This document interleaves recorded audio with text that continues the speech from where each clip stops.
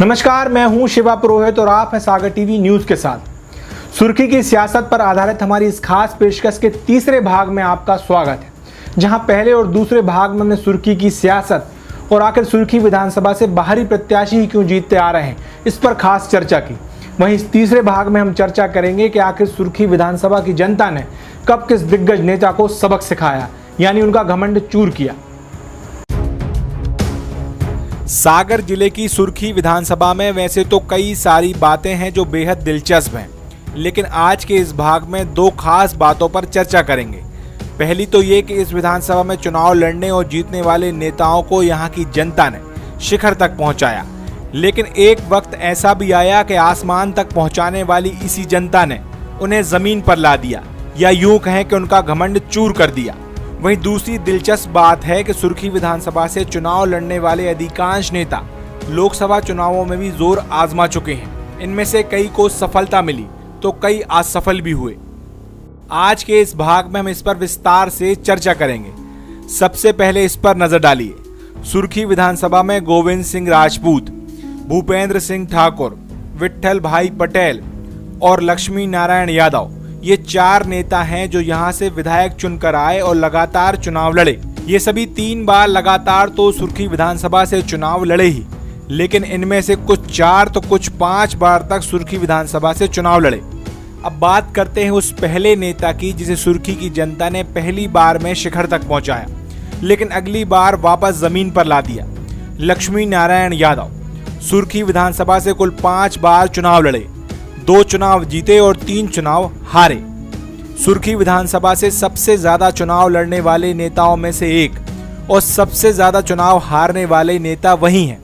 साल 1977 में जब चुनाव जीते और एमपी सरकार में मंत्री बने तो उनका रुतबा बढ़ गया। सुर्खी की जनता के लिए ये गर्व की बात थी कि यहां से विधायक बनने के बाद पहला विधायक मंत्री बना, लेकिन ये सुर्खी की जनता थी, इसे ये रुतबा ज्यादा पसंद नहीं आया और अगले चुनाव में उन्होंने मंत्री वाले इस फैक्टर को ज्यादा तवज्जो नहीं दी और लक्ष्मी नारायण यादव को पूर्व मंत्री के साथ पूर्व विधायक का टाइटल थमा दिया और वो साल 1980 का चुनाव हार गए। ये हार 1985 में भी बरकरार रही और ये वो पहला उदाहरण था जब सुर्खी की जनता ने अपने ताकतवर होने का एहसास कराया था। एक मंत्री रहे नेता को बता दिया था कि ताकत मंत्री पद में नहीं, जनता के वोट में होती है। इसके बाद जीत हुई विट्ठल भाई पटेल की। विट्ठल भाई पटेल सुर्खी विधानसभा से पहली बार चुनाव जीत कर आए। विधायक बनते ही 2 साल के भीतर एमपी सरकार में मंत्री बना दिया गया। सरकार में कद बढ़ता ही गया और जनता में भी पकड़ जबरदस्त थी। दूसरे चुनाव में भी जनता ने उन्हें पसंद किया, यहाँ भी वो मंत्री रहे।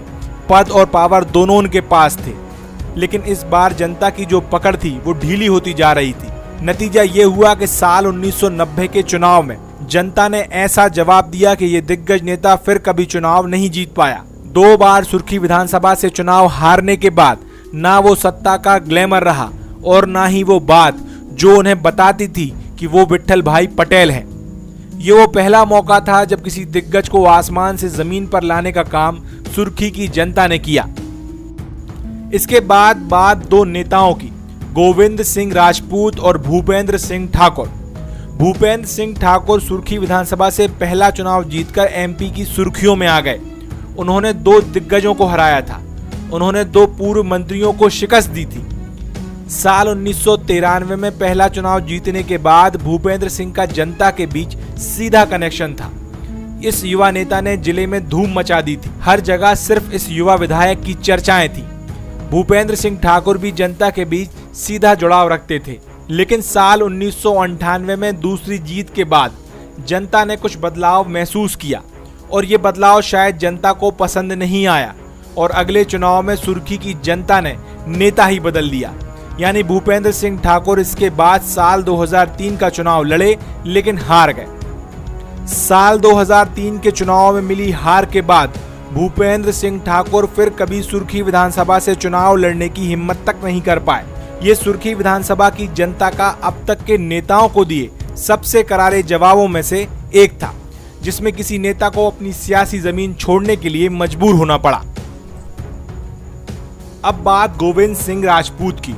भूपेंद्र सिंह को चुनाव हराने के बाद और उन्हें रण छोड़ने के लिए मजबूर करने के साथ ही गोविंद सिंह राजपूत समझ गए थे कि अब उनका मुकाबला करने वाला फिलहाल सुर्खी विधानसभा में कोई नहीं है।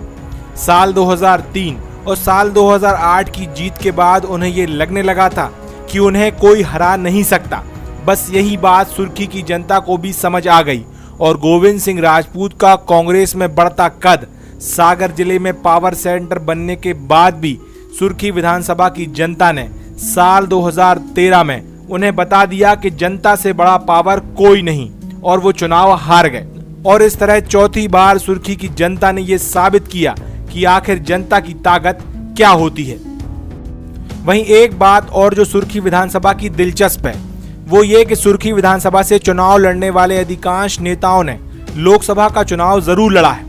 किसी ने अपने डूबते कैरियर को बचाने के लिए तो किसी ने अपने कैरियर को नई दिशा देने के लिए। अब थोड़ा इस पर भी नजर डाल लेते हैं। सबसे पहले विधायक रहे ज्वाला प्रसाद जोशी, सागर लोकसभा से 2 बार सांसद चुनकर आए। साल 1957 में जब ये डबल मेंबर वाली लोकसभा थी, वो और सहोदराबाई राय 2 सांसद चुनकर आए। फिर साल 1962 में जब सागर लोकसभा से अलग होकर दमोह लोकसभा बनी तो सहोदराबाई राय वहां से चुनाव लड़ी। वहीं सागर लोकसभा सीट से ज्वाला प्रसाद जोशी दोबारा सांसद चुनकर आए। इसके बाद सुर्खी विधानसभा से ताल्लुक रखने वाले 2 नेता थे जो साल 1977 में लोकसभा का चुनाव लड़े। एक नेता तो थे नर्मदा प्रसाद राय जो 2 बार सुर्खी विधानसभा से चुनाव लड़ने के बाद सागर लोकसभा सीट से चुनाव लड़े। वहीं दूसरे नेता थे विट्ठल भाई पटेल जो आगे चलकर सुर्खी विधानसभा से चुनाव लड़ने वाले थे। साल 1977 के चुनाव में नर्मदा प्रसाद राय सागर लोकसभा सीट से भारतीय लोकदल के टिकट पर चुनाव लड़े और सांसद चुनकर आए। वहीं विट्ठल भाई पटेल कांग्रेस के टिकट पर दमोह लोकसभा सीट से चुनाव लड़े लेकिन उन्हें हार का सामना करना पड़ा। नर्मदा प्रसाद राय साल 1980 में जनता पार्टी के टिकट पर एक बार फिर सागर लोकसभा सीट से चुनाव लड़े लेकिन इस बार वो चुनाव हार गए। इन दोनों नेताओं की राजनीति में इन चुनावों की एक अहम भूमिका रही। वहीं इनके अलावा बात करते हैं लक्ष्मी नारायण यादव की। अपने राजनीतिक कैरियर में उन्होंने 3 बार लोकसभा का चुनाव लड़ा। एक बार गुना लोकसभा सीट से साल 1980 में जनता पार्टी के टिकट पर माधवराव सिंधिया के खिलाफ और साल 1996 में खजुराहो लोकसभा सीट से जनता दल के टिकट पर उमा भारती के खिलाफ। वहीं साल 2014 में सागर लोकसभा सीट से भाजपा के टिकट पर गोविंद सिंह राजपूत के खिलाफ वो चुनावी मैदान में उतरे। माधवराव सिंधिया और उमा भारती के खिलाफ 2 चुनावों में लक्ष्मी नारायण यादव को हार का सामना करना पड़ा। वहीं गोविंद सिंह राजपूत को उन्होंने चुनाव हराया। जिक्र गोविंद सिंह राजपूत का हो गया है तो आपको एक बात बता दें कि वो सुर्खी विधानसभा से 5वें नेता हैं जो सुर्खी से विधायक रहे और एक बार लोकसभा का चुनाव भी लड़े। ये चुनाव उन्होंने साल 2013 में सुर्खी विधानसभा से अपनी हार के बाद साल 2014 में लड़ा।